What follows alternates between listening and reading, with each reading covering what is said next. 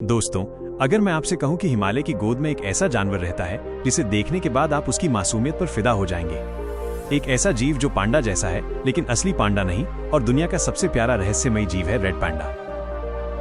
आज हम आपको लेकर चलेंगे इस प्यारे जानवर की अनोखी दुनिया में। जानेंगे ये कहां से आया, कैसे जीता है, क्या खाता है, कितने बच्चे हैं और इंसान इसके भविष्य को कैसे बदल सकता है। रेड पांडा धरती पर करीब 25 से 30 लाख साल पहले प्रकट हुआ था। उस समय एशिया और यूरोप के जंगलों में इसके पूर्वज घूमते थे। वैज्ञानिक बताते हैं कि ये जीवित जीवाश्म लिविंग फॉसिल है, यानी इसकी प्रजाति बहुत पुरानी है और समय के साथ ज्यादा नहीं बदली। रेड पांडा को पहली बार 1825 में पश्चिमी दुनिया ने खोजा और दिलचस्प बात यह है कि इसे पांडा नाम जायंट पांडा से पहले मिला था, यानी असली पांडा का नाम भी कहीं न कहीं रेड पांडा से ही जुड़ा है।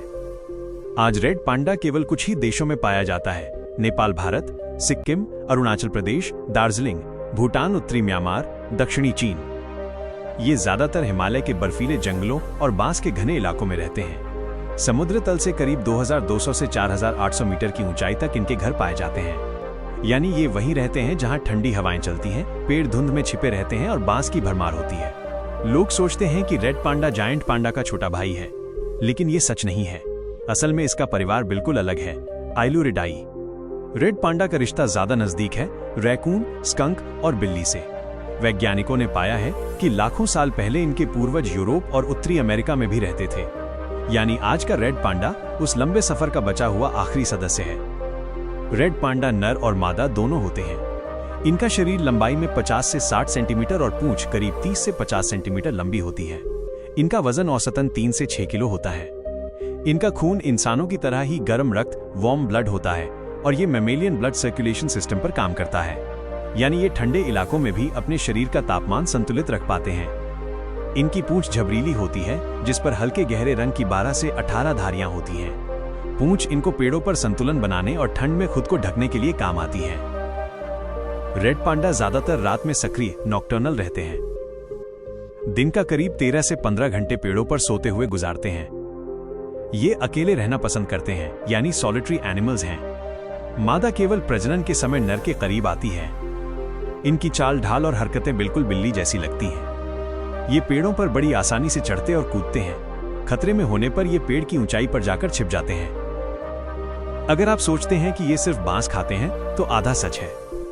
इनका 85 से 90% खाना बांस होता है, लेकिन इनके मेन्यू में और भी चीजें शामिल हैं: फल, जामुन, मशरूम, पत्तियां, छोटे कीड़े, पंछियों के अंडे, यानी ये ओमनिवोरस यानी सर्वाहारी है। खास बात यह है कि इनके पेट में बांस को पचाने के लिए ज्यादा खास एंजाइम नहीं होते, इसी वजह से इन्हें बहुत ज्यादा खाना पड़ता है। एक रेड पांडा दिन में लगभग 1 से 2 किलो बांस खा सकता है। रेड पांडा की औसतन उम्र जंगल में 8 से 10 साल होती है, लेकिन अगर इन्हें कैद में सुरक्षित रखा जाए तो ये 15 साल तक जी सकते हैं। सबसे बुजुर्ग रेड पांडा का रिकॉर्ड लगभग 19 साल का है। रेड पांडा की सबसे बड़ी समस्या है इंसान। जंगल कटना, शिकार, बांस की कमी, जलवायु परिवर्तन। इसके अलावा इन पर कई बीमारियां भी हमला करती हैं: कैनाइन डिस्टेंपर वायरस (CDV), परजीवी पैरासाइट्स, फेफड़े और पेट की बीमारियां। जू में रहने वाले रेड पांडा अक्सर इन बीमारियों की चपेट में आ जाते हैं।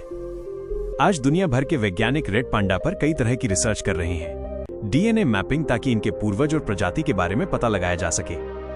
बिहेवियरल स्टडी, ये कैसे खाते, रहते और प्रजनन करते हैं।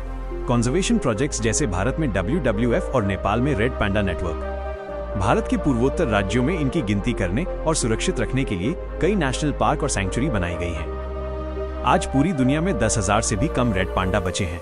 कई रिपोर्ट के अनुसार इनकी संख्या केवल 2500 प्रजनन करने वाले वयस्कों तक सिमट गई है, यानी ये बेहद खतरे की घंटी है।